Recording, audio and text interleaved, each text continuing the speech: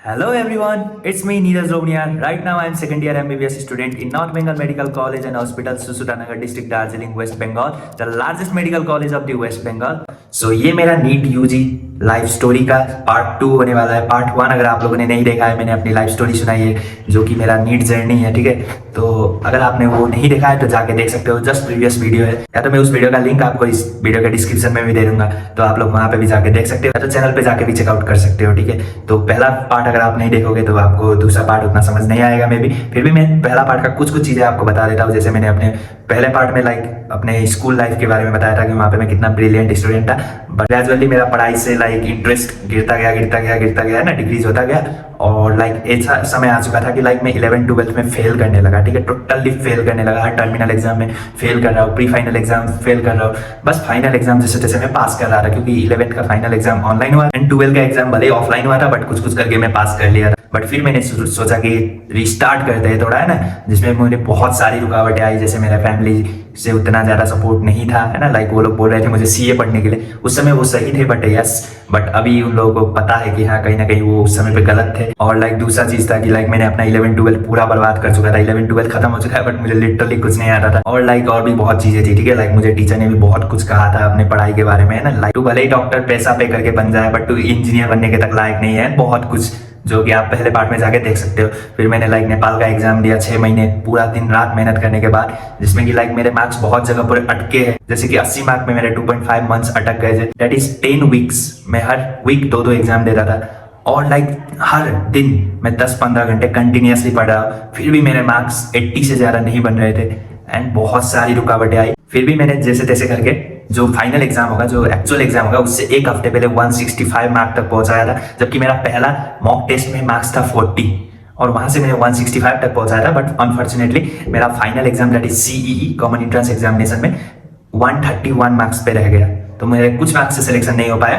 तो यस, उसके बाद अब स्टोरी शुरू करते हैं। बहुत सारे लोगों ने मुझे डिमोटिवेट किया कि है ना, बहुत सारे लोग बहुत कुछ बोल रहे थे कि छोड़ दे, अब तुझसे नहीं हो पाएगा, है ना, क्योंकि उस फेज पे होता है कि बहुत लोगों को तुम पे भरोसा नहीं होगा। बट मार्क्स बहुत अच्छे थे मेरे, बट फिर भी सिलेक्शन तो हुआ नहीं। एक्चुअल सच बात तो यही है, भले जितना अच्छा मार्क्स तुम ले आओ, बट सिलेक्शन नहीं हुआ, मतलब कोई फायदा नहीं है इस दुनिया में, ठीक है। तो बहुत लोग बोल रहे थे कि मुझे सीए पढ़ लो, ये वो बहुत चीज सजेस्ट कर रहे थे, बट फिर भी मैंने डिसाइड किया कि अरे नहीं, मैं एक और ड्रॉप तो लूंगा, क्योंकि मैंने पेरेंट्स को बोल रखा हो कि मैं कम से कम 2 ड्रॉप तो लेना है मुझे, मतलब 2 बार तो मैं सीईई दैट इज नेपाल का मेडिकल एग्जाम दूंगा। तो मेरा वही प्लान था, आखिर तक भी मैंने वही प्लान रखा है, दैट इज 2 एग्जाम सीई का तो मुझे देना है। बट अब मेन कहानी शुरू होती है कि मैंने क्या किया था कि अब जो सीई हुआ उसके ही 1 महीने, कम से कम 2 महीने के बाद ही नीट था, ठीक है। उस समय तक मुझे कुछ इंडिया के एमबीबीएस के एग्जाम के बारे में कुछ पता नहीं था कि कुछ नीट वगैरह भी होता है। उस समय तक मुझे उतना कुछ मैंने कभी सोचा भी नहीं था, मुझे बस फोकस था अपने नेपाल के एग्जाम पे कि मुझे इसे क्लियर करना है, स्कॉलरशिप में एक कॉलेज लेना है, ठीक है, गवर्नमेंट कॉलेज फ्री में जहाँ पे मैं पढ़ सकूँ, क्योंकि पेरेंट्स का उतना फाइनेंशियल कंडीशन सही नहीं था कि वो मुझे पैसे में पढ़ा सके, बस मेरा ये मोटो था। इसलिए मैंने क्या किया कि एक हफ्ता जो होगा सी खत्म होने के बाद, 1 हफ्ता मैंने रिजल्ट के इंतजार में बर्बाद कर दिया, 1 हफ्ता। फिर 1 हफ्ता मैंने घर गया, उसके बाद वहाँ पे रील स्क्रॉल वगैरह, है ना, यूट्यूब वगैरह देखते देखते, मूवी वगैरह देखते देखते बर्बाद कर दिया, क्योंकि मैंने सोचा था कि अरे अभी तो 1 साल और है, कम से कम 1 महीने का रेस्ट लेते हैं, क्योंकि मैं लगातार 8-9 महीने से पढ़ रहा हूँ, दिन रात 10-15 घंटे से कम किसी दिन नहीं पढ़ा हूँगा मैं, ठीक है। तो इस टाइप का मेरा सिस्टम था, तो मैं सोचा 1 महीने का तो कम से कम रेस्ट लेते हैं, उसके बाद दोबारा से पढ़ना चालू करेंगे। तो 1 महीने में 1 हफ्ता मैंने क्या कर लिया कि पूरा बर्बाद कर लिया, मूवी देख कर ये वो एंड बहुत कुछ। एक दिन मैं बस ऐसे ही यूट्यूब चला रहा हूँ, ठीक है, और मेरे दिमाग में हिट करता है कि शायद इंडिया में भी कुछ एग्जाम होता होगा, है ना, जैसे नेपाल में एमबीबीएस के एग्जाम को सीईई बोलते हैं, तो इंडिया में भी तो कुछ तो एग्जाम होता होगा। तो मैं सोचने लगा कि यार क्या होता होगा, शायद इंडिया में भी तो कुछ तो होता होगा। तो वही चीज़ मैंने थी, कुछ समय मेरी दीदी का फोन आया, तो मैंने दीदी को बोला कि हाँ ऐसा ऐसा है, मैं सोच रहा हूँ कि इंडिया का एग्जाम देने का। तो ऐसे ऐसे बोला, मैं बस मजाक में बोल रहा था, कुछ सीरियस में था नहीं। जैसे मैंने फोन कट किया, मैं दोबारा से मूवी देखने लग गया, जस्ट मजाक में बोला था मैंने। एंड उसके बाद 10-15 मिनट बाद उधर से व्हाट्सएप पे मैसेज आ रहा है, उसके बाद उधर से कॉल आता है, तब बात बताती है कि हाँ ऐसा ऐसा है, फॉर्म तुम्हें इतने टाइम तक भरना है, एग्जाम इतने को है, तुम्हें जल्दी जल्दी सब कुछ करना है। अब मैं सोच रहा हूँ कि भाई मैं तो मजाक में बोल दिया था, तो फिर मैं भी थोड़ा सोचने लगा कि हाँ भाई कुछ तो करना चाहिए मुझे भी, है ना, थोड़ा अब 1 साल अब वेट करने से अच्छा 1-1.5 महीने में अगर एग्जाम दे पा रहे हैं कुछ और एग्जाम तो देना चाहिए। मैंने भी सोचा, रात भर पूरा, उस रात में पूरा सोचता रहा, सो नहीं पाया, मैं लिटरली सो नहीं पाया था उस रात पूरा। मैं सोच रहा हूँ कि दूँ ना दूँ, मैं प्रोज एंड कॉन्स सोच रहा हूँ कि लाइक क्या क्या फायदे होंगे, क्या क्या घाटे होंगे। तो ये सब सोचते सोचते मैंने डिसाइड किया कि चलो देते हैं। अब देना बस जरूरी नहीं था, मेन था कि कैसे देना है, वो मेन जरूरी था। क्योंकि हमारे पूरे खानदान में दूर दूर तक किसी ने आज तक इंडिया का एग्जाम नहीं दिया था, नीट एग्जाम नहीं दिया था। हर कोई नेपाल का एग्जाम तक ही सीमित था। अब मुझे ये सोचना था कि कैसे देना है, कहाँ जाके फॉर्म भरना है, उसके बाद क्या प्रोसेस होंगे। क्योंकि इंडिया में जाने के लिए बहुत लंबा प्रोसेस होता है। अगर कोई हो जो नेपाल से, तुम अगर इंडिया का एग्जाम दे रहे हो, तुम लोग कमेंट कर सकते हो या तो मुझे डीएम कर सकते हो इंस्टा पे। मैंने इंस्टा का लिंक दे रखा हो डिस्क्रिप्शन में, तुम वहां से जाके मुझे डीएम कर सकते हो। मैं तुम्हें बता दूंगा कि हाँ कैसे आ सकते हो तुम, ठीक है। तो बहुत लंबा प्रोसेस होता है, बहुत ज्यादा लंबा प्रोसेस होता है। उस समय मुझे पता नहीं था कि इतना ज्यादा लंबा प्रोसेस होता है, वरना तो मैं तो शुरुआत में ही छोड़ देता कि हाँ अगर इतना लंबा प्रोसेस करना है तो मैं छोड़ देता शुरुआत में। मुझे पता ही नहीं था कि इतना लंबा प्रोसेस होता है। तो जस्ट मुझे पता, फिर मैं सोचने लगा कि कैसे फॉर्म भरना है। उस टाइम पे सबसे ज्यादा मुश्किल मेरे लिए क्या था कि नीट का फॉर्म कैसे भरना है। और नीट के फॉर्म भरने के लिए बस 10 दिन बाकी थे, बस 10 दिन बचे थे और मुझे ये नहीं पता कि नीट का फॉर्म कैसे भरना है। तो पहले तो मैं वो रिसर्च करने लगा, वहीं घर से ही मैं रिसर्च कर रहा हूँ, फोन कर रहा हूँ कहीं कहीं पे कि हाँ कैसे भरना है। इधर उधर पूछ रहा हूँ किसी का, कोई क्या पता किसी को मालूम हो। तो उधर से भी कुछ नहीं हुआ। उधर दीदी भी कर रही है मेहनत की, इधर ढूंढ रही है, किसी को पूछ रही है, उन्हें भी उतना नहीं मालूम। और 1 हफ्ता तो मैं बर्बाद कर ही चुका हूँ सीई का रिजल्ट इंतजार करने में।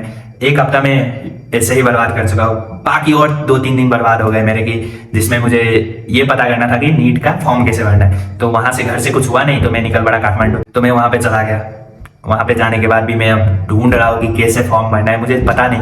क्योंकि फॉर्म भरने के लिए क्या क्या डॉक्यूमेंट्स चाहिए होता है। अब कोई बोल रहा है पासपोर्ट चाहिए होता है, कोई बोल रहा है कि नहीं पासपोर्ट चाहिए। तो मैं खुद कंफ्यूज हूँ और उस हिसाब से मैं कैसे फॉर्म भरूँ मुझे खुद समझ नहीं आ रहा। तो मैं इधर से उधर भटक रहा हूँ। कम से कम मुझे याद है 3 दिन के आसपास में बहुत ज्यादा भटका हूँ। कभी पासपोर्ट ऑफिस जा रहा हूँ कि पासपोर्ट बनाने के लिए, कभी मैं इंडियन एम्बेसी जा रहा हूँ कि कैसे फॉर्म भरना है, क्या क्या डॉक्यूमेंट्स लाएगा पूछने के लिए, कभी उधर दूसरे इंस्टीट्यूट जा रहा हूँ कि पूछने के लिए हाँ कैसे क्या करना है, क्या क्या डॉक्यूमेंट्स लाएंगे। मुझे कुछ भी नहीं मालूम, लिटरली मुझे कुछ नहीं मालूम कि फॉर्म कैसे भरना है। सबसे पहला चुनौती तो मेरे लिए वही था कि फॉर्म कैसे भरना है। तो जैसे जैसे 2-3 दिन जो मैं भटका हूँ, कसम से बोल रहा हूँ, मेरे मामा के लड़के लोगों को मालूम होगा और मेरी दीदी को मालूम होगा और मुझे मालूम होगा कि मैं कितना भटका हूँ फॉर्म भरने के लिए। लिटरली इतना ज्यादा भटका हूँ मैं। पूरा दिन मेहनत करता, इधर उधर दौड़ता कि हाँ कैसे फॉर्म भरना है, और शाम को आके इधर पढ़ना चालू करता। दोबारा नेक्स्ट दिन भी वही करता कि दिन भर इधर से उधर भटक रहा हो और शाम को आके पढ़ रहा हो। फिर तीसरे दिन भी वही था। और फिर मैंने, उसके बाद भी मुझसे नहीं हुआ, ठीक है। उसके बाद भी मुझे नहीं पता चला कि हाँ क्या करना है, कैसे करना है। तो मैंने लाइक दीदी को फोन किया कि हाँ अरे यार नहीं हो पाएगा, फॉर्म कैसे भरना है वही तक नहीं पता चल रहा, तो क्या ही करूंगा मैं उसके बाद, है ना। बाद में भी क्या प्रोसेस है नहीं पता, तो छोड़ देते हैं। बट वो बोल रही है कि लाइक अरे नहीं देते दे, क्या पता हो जाए ना, थोड़ा मेहनत कर और ज़्यादा मेहनत कर, है ना।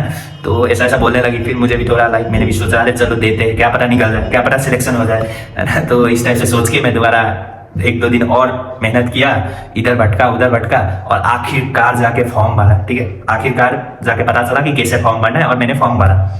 अब मेन चुनौती था कि 1 महीना 5 दिन था मेरे पास, मुश्किल से 1 महीना 5 दिन था मेरे पास, और मुझे नीट का पूरा सिलेबस कवर करना है। इधर मैंने पढ़ के ही रखा हो 8-9 महीने, तो मैं ऐसे बैठा हुआ तो नहीं था, उधर भी पढ़ा है, बट उसे मैंने रिवाइज करके लाना है। और नीट का सिलेबस थोड़ा सा डिफिकल्ट होता है और बहुत ज़्यादा डीप होता है एज कम्पेयर टू नेपाल का सिलेबस सी।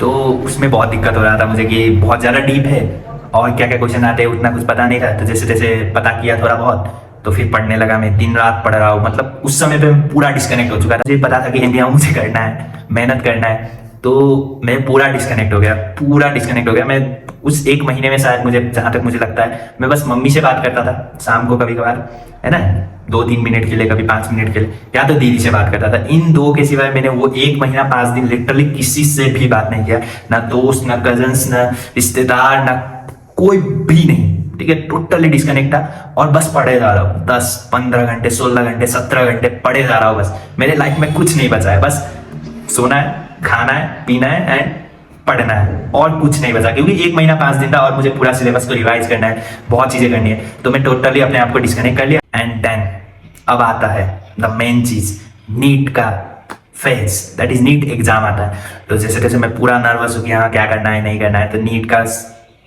एग्जाम गया, जैसे तैसे दिया, ठीक ठाक मार्क्स आया, आई वॉज हैप्पी, है ना। उसके बाद ठीक है, लग रहा था कि थोड़ा बहुत सिलेक्शन हो जाएगा ये सब वैसा, बट उतना कंफर्म नहीं था। हम लोग का कंफर्म नहीं होता, हम लोग का बहुत ज़्यादा वो लंबा प्रोसेस होता है। तो लास्ट तक भी हम लोगों का कंफर्म नहीं होता है कि हम लोग का सिलेक्शन हुआ है नहीं हुआ है, तो हम लोग खुश तो नहीं हो सकते लिटरली। तो जैसे जैसे नीट का एग्जाम दिया, अच्छा हुआ एग्जाम, ठीक है, मार्क्स अच्छा बन रहे थे, खुश था कि हाँ शायद हो जाए। बट उसके बाद का प्रोसेस मुझे नहीं मालूम, उसके बाद भी बहुत लंबा प्रोसेस होता है हम लोग का, ठीक है। वो सब बहुत लोग क्या करते हैं, वहीं पे हार जाते हैं। वो जो नीट के बाद का जो लंबा प्रोसेस है वहीं पे गिव अप कर देते हैं। मैं खुद लिटरली बता रहा हूँ, 2 जगह पे मैं गिव अप करने की कोशिश कर चुका था, बट फिर भी मैंने ही गिव अप किया। उसके बाद जाके ये सिलेक्शन हुआ है। लिटरली इतना ज्यादा हमें लाइक पहली बार तो मेरे लिए बहुत चैलेंजिंग था ये बात, क्योंकि मुझे नहीं मालूम कि कहाँ से है ना क्या करना है प्रोसेस उसके बाद का।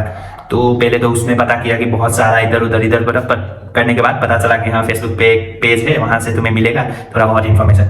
तो वो पेज बहुत हेल्पफुल था, वहीं पे आ जाता था। उसके बाद का जितना भी प्रोसेस है ना, वहीं फेसबुक पेज पे आ जाता था कि हमें तुम्हें ये रेडी करके रखना है, अब इसकी बारी है, अब इसकी बारी है ना। तो वो सब रेडी करने लगा, और उसे रेडी करने में भी इतना ज्यादा टफ है ना भाई, इतना ज्यादा डॉक्यूमेंट को रेडी करना पड़ता है हमें। एक ही डॉक्यूमेंट को 4-5 फोटो कॉपी बना के रखो, क्योंकि तुम्हें एक इंडियन एम्बेसी में सबमिट करना है, ठीक है, 1-2 कॉलेज में सबमिट करना है, एक उधर सबमिट करना है, एक उधर सबमिट करना है।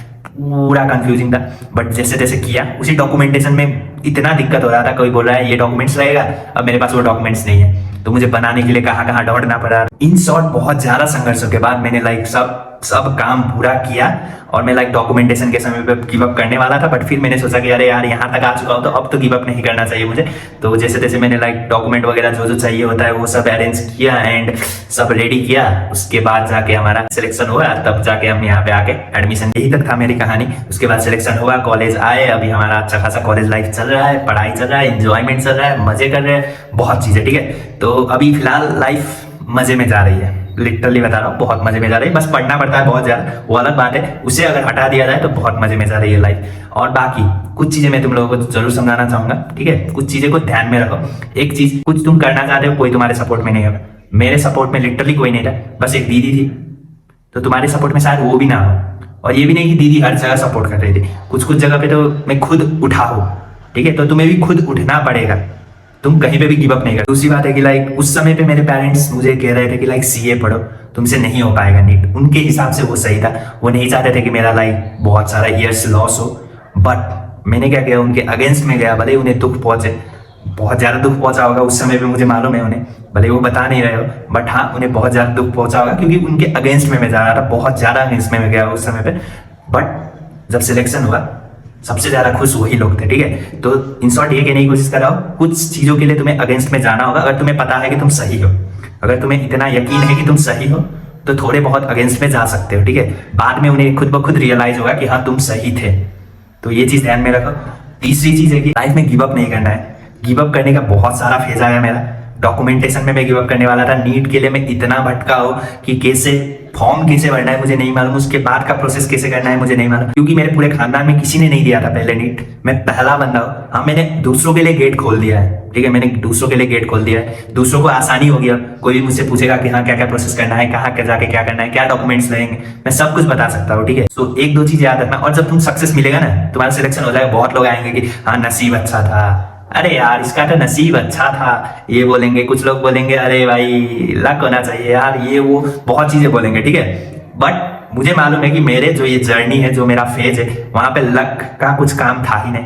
लक हाँ 2% रोल प्ले किया होगा, ठीक है, लक ने, बट मोस्टली था मेरा संघर्ष, सेक्रीफाइसेस, मेहनत, never give up attitude, many things. मैंने संघर्ष क्या क्या किया, सेक्रीफाइस क्या क्या किया है, लाइक मैं मोबाइल नहीं ले गया पूरे नीट जर्नी, पूरा सीई जो नेपाल का एग्जाम दे रहा था, मैंने 1 साल मोबाइल को लिटरली ना के बराबर टच किया है। दूसरा चीज है कि लाइक मैं अच्छा खासा रूम में रह रहा था अपने भाइयों के साथ, मामा के लड़कों के साथ, मैंने वो तक छोड़ दिया। अपने कंफर्ट जोन से मैं बाहर निकला एंड लाइक मैंने कभी गिव अप नहीं किया।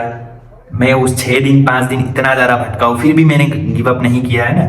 गिव अप करने वाला था, बट कहीं पे दीदी उठा रही थी, कहीं खुद उठ रहा था, बट हाँ उठ रहा था, गिव अप नहीं किया। तो यही सब चीजें, बहुत ज्यादा सेक्रीफाइसेस है, बहुत ज्यादा संघर्ष किया। हमारे ऊपर भी आएगा ये सब चीजें। जब तुम्हारा सिलेक्शन हो जाएगा, लोग बोलेंगे हाँ लक था, नसीब था, ये वो, बट तुम्हें मालूम होगा कि तुमने क्या क्या सेक्रीफाइसेस किए, तुमने क्या क्या मेहनत की है, तुमने कहाँ कहाँ गिव अप नहीं किया। जहाँ पे लोग गिव अप कर देते हैं, है ना, इतना 14-15 घंटे 18 घंटे पढ़ाई, दिन रात, 1 साल तक। तो ये सब चीजें as a include, as a whole तुम्हारा सिलेक्शन देगा, ठीक है। तुम्हें भी ये सब सेक्रीफाइसेस करने होंगे, तुम्हें भी ये सब तकलीफें झेलनी होगी कुछ समय के लिए, अगर तुम्हें एक अच्छा फ्यूचर चाहिए। भले ही अभी ना समझ रहे हो लोग, अभी भले ही तुम्हें गलत ठान रहे हो, बट जब सिलेक्शन ला के दोगे तुम्हारा लिटरली बता रहा हूँ, सब लोग तारीफ करेंगे। अभी मेरा वही हाल है। मैंने चेंज क्या देखा है मालूम है? लोग पहले मुझे पहचानते तक नहीं थे, पूरे फैमिली में उतना कुछ मेरा कुछ लिटरली कुछ भी इज्जत नहीं था, ठीक है। बट अब हर कोई मेरा एग्जाम्पल देता है अपने बच्चों को कि हाँ इस बंदे के जैसा पढ़ो, हाँ इस बंदे के जैसा सिलेक्शन लो, समझ रहे हो? तो मतलब बहुत ज्यादा खुशी होती है, क्योंकि कहीं ना कहीं मेरे पूरे खानदान में मैं ही हूँ एक जो स्कॉलरशिप पे निकाला हूँ, जिसने कहीं ना कहीं पैसा बचाया। तो ये सब चीजें हैं। अभी लोग, हर बच्चा, हर माँ बाप अपने बच्चों को, जहाँ जितने भी रिश्तेदार हैं, मेरा एग्जाम्पल देता है कि हाँ इस हिसाब से पढ़ो, इसके हिसाब से फ्री में निकालो ना। तो वो चीज बहुत ज्यादा खुशी देती है, ठीक है। तो मेहनत करो, उसके लिए मैंने मेहनत की है, उसके लिए मैंने संघर्ष किया है, तुम्हें भी वही करना है। एंड सिलेक्शन लो भाई, बी अ ग्रेट डॉक्टर। हम भी बनेंगे डॉक्टर बहुत जल्द। तो ठीक है, मिलते हैं आप सबसे नेक्स्ट वीडियो में। वीडियो पसंद आया तो make sure to like share and subscribe the channel. मिलते हैं आप सबसे नेक्स्ट वीडियो में। Okay bye.